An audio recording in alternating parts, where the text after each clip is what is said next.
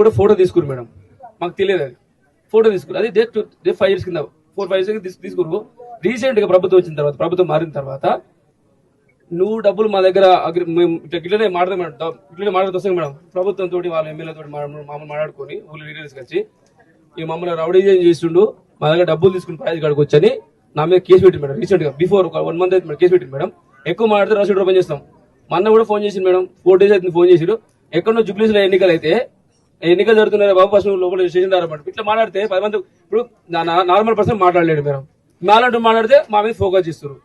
మేము ఏమంటాం మేడం కూడా మేడం, మామూలు 60 నుంచి 70 మధ్య ఇల్లు ఉన్నాయి మేడం.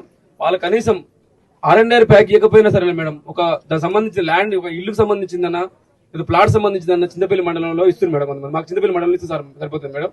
ఒక ఫ్లాట్ ఇప్పియండి మేడం, లేకపోతే ఆ ఇల్లుకు సంబంధించి ఎంతైతే అమౌంట్ ఖర్చు అయిందో, ఎంతైతే ఖర్చు ఉంటుందో దాని ప్రకారం అమౌంట్ ఇప్పియండి మేడం. దయచేసి ఇది ఒక ప్రయత్నం చేయండి మేడం.